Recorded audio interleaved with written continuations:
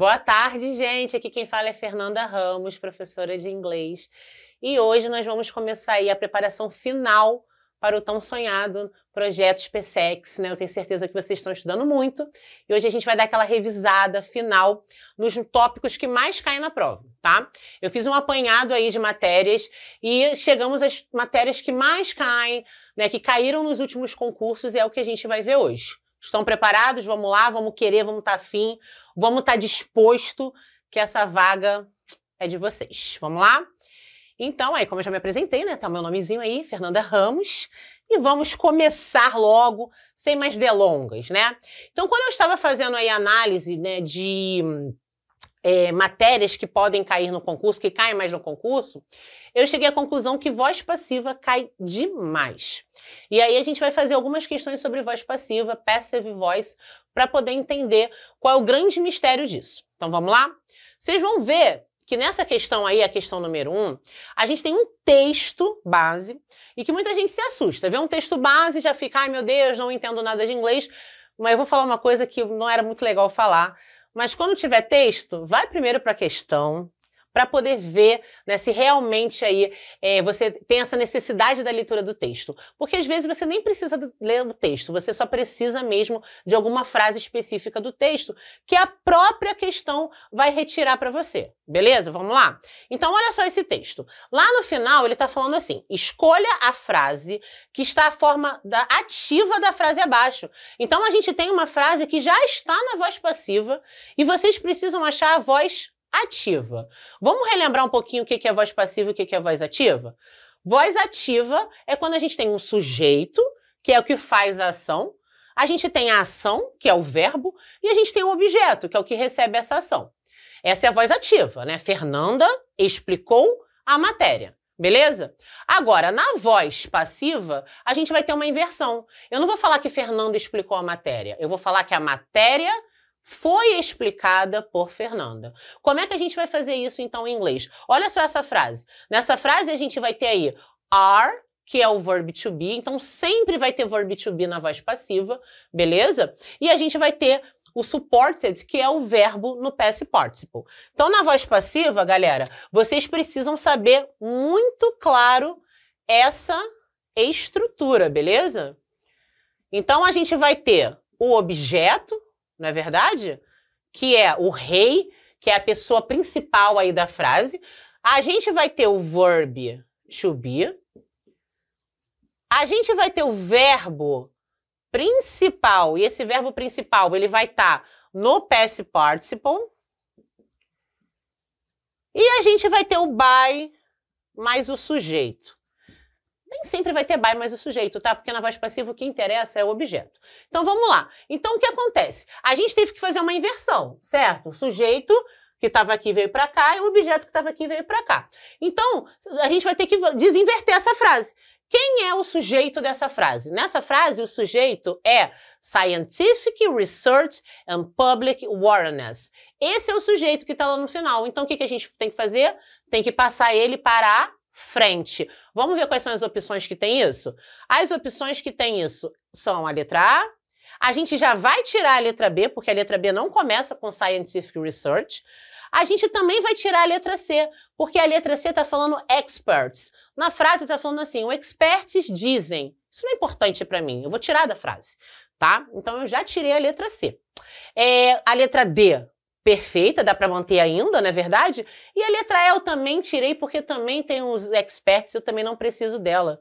Ou seja, só nesse conhecimento aqui, a gente já chegou a duas alternativas. Ou é a letra A, ou é a letra D. Vamos lá. Então a gente tem o sujeito, tá vendo? Scientific Research and Public Awareness Campaigns. E aí agora o que a gente vai fazer? Na voz passiva, eu vou ter o verb to be. Na voz ativa, eu vou ter o verb to be? Não. Vamos ver se alguma tem verb to be aí. A letra D tem verb to be. Eu não preciso dele na voz ativa, beleza? Então eu automaticamente já achei o gabarito, que é o nosso lindo, a nossa linda letra A. Por que a letra A? Fernanda, mas por que o verbo está support? Porque eu falei que, lá na voz passiva que é are supported. O verb to be, ele está no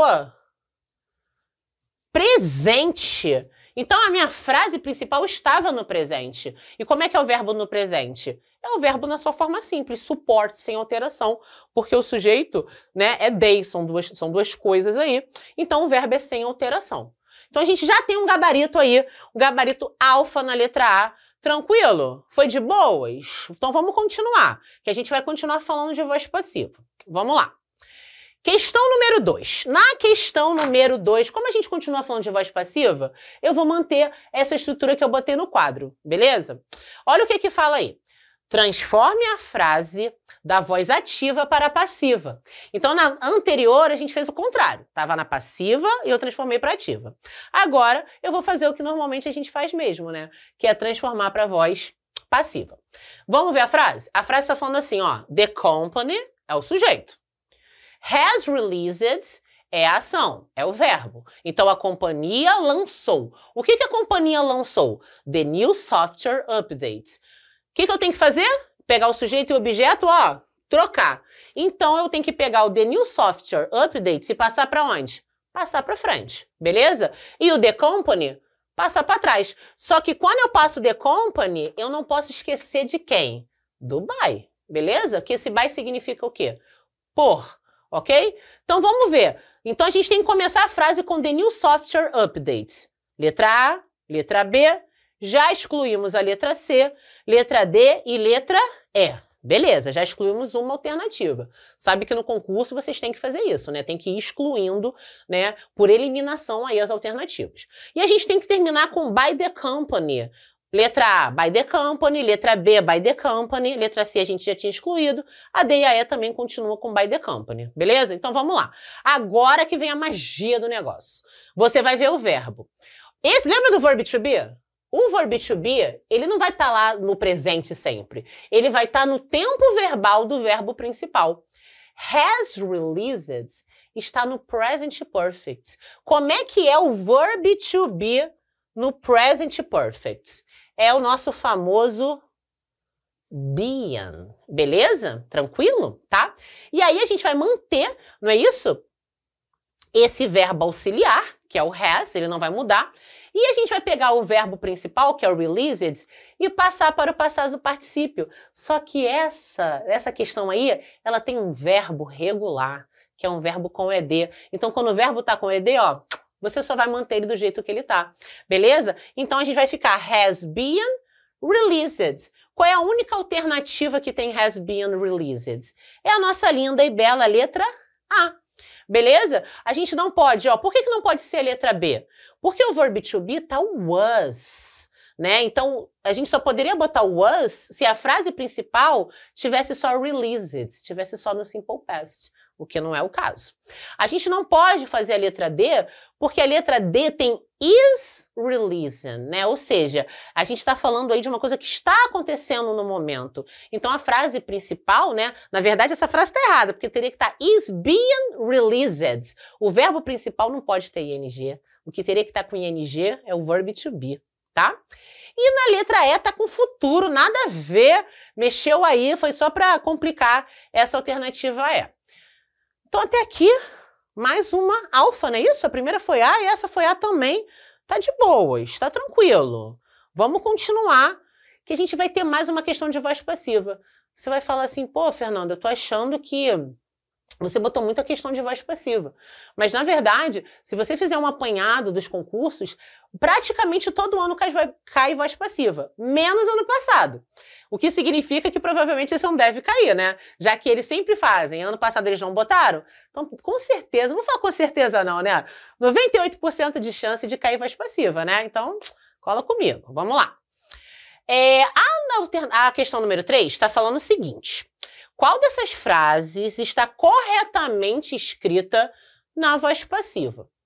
Então, vamos lá, novamente, relembrando. Para ter voz passiva, lembra lá do quadro que eu botei. Na voz passiva, a gente tem que ter o quê? Verb to be. Sabe aquele aluno que fala assim, de novo, verb to be? Pô, porque o verb to be, ele é essencial. É o verbo perfeito, ele é maravilhoso, está sempre aí.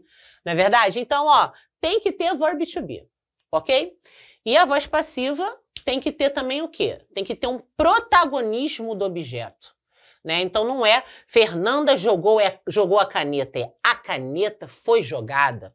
Então, a gente tem que ver isso daí. Vamos procurar verb to be e vamos procurar também protagonismo do objeto. Pode ser? Vamos lá.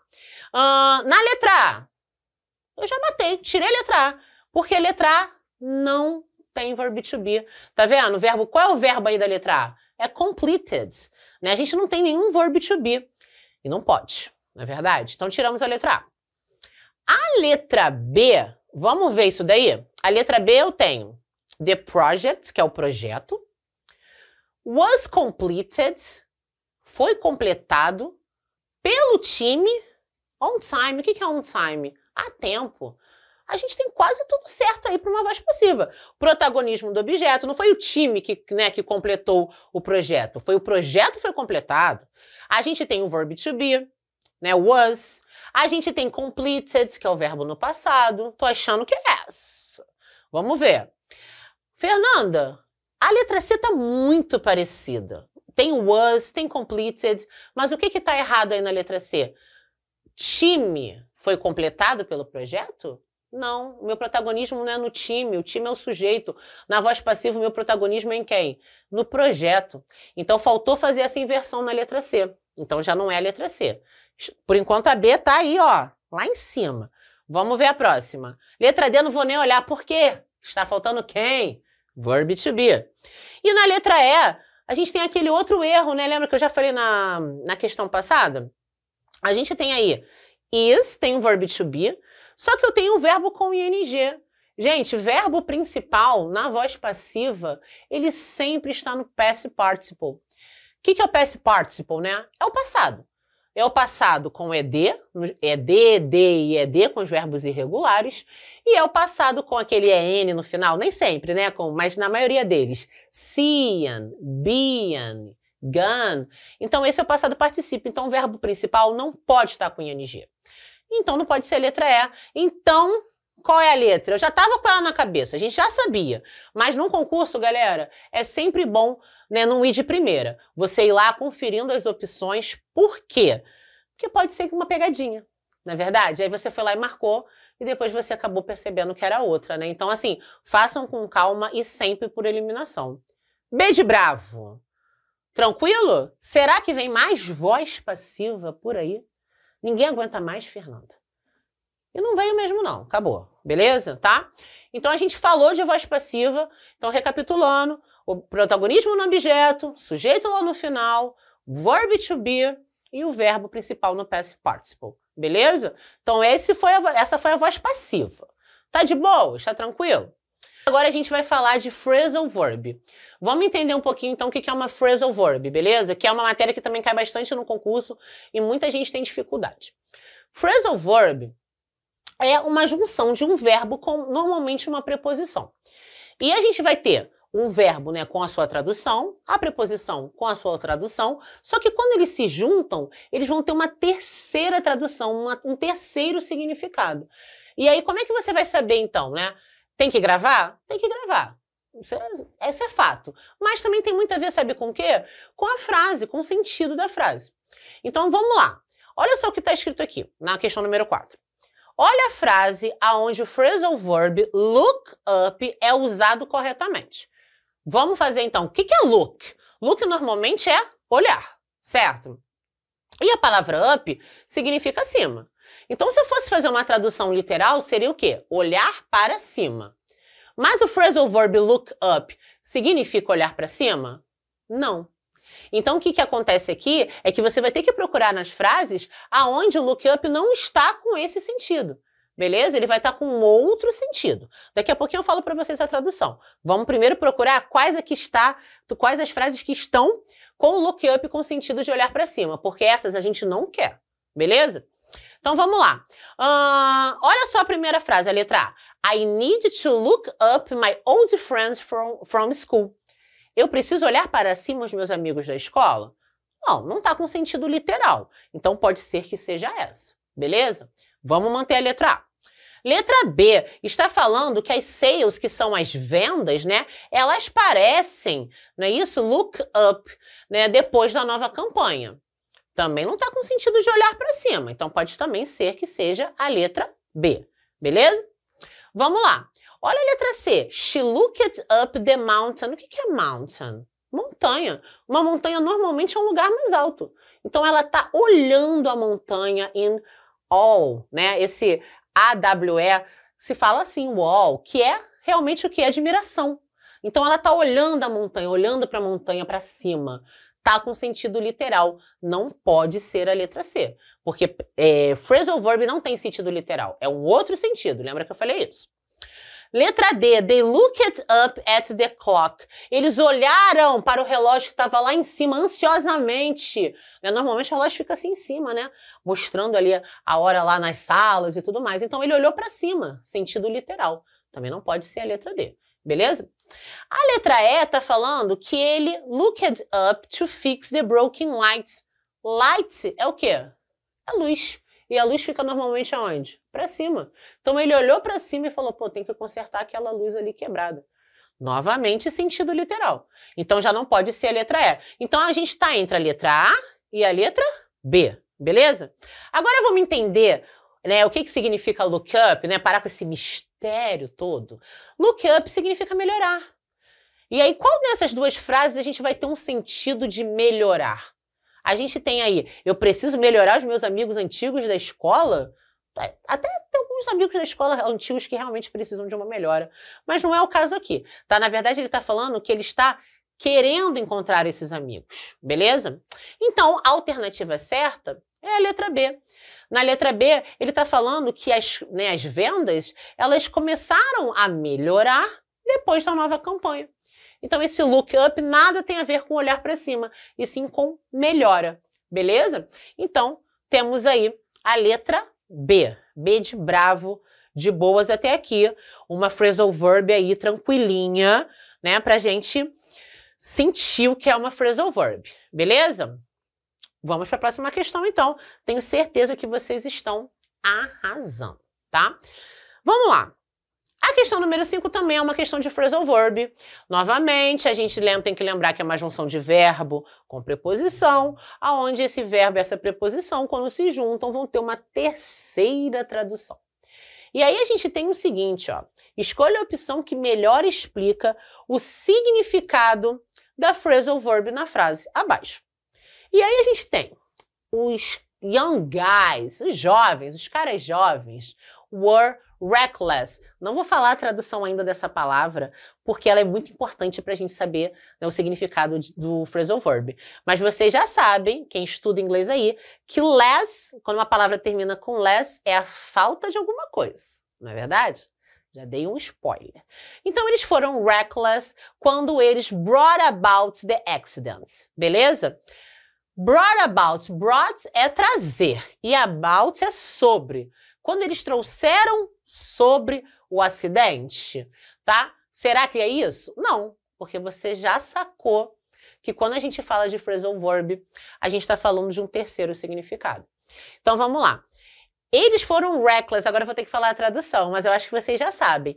Reckless é uma pessoa que ela faz as coisas aí, né, de forma sem pensar, né? Eles foram aí irresponsáveis. Então, eles foram irresponsáveis quando eles, letra A, avoided.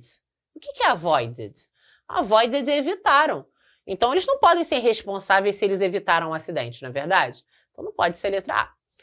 Na letra B, está falando caused, que é causaram.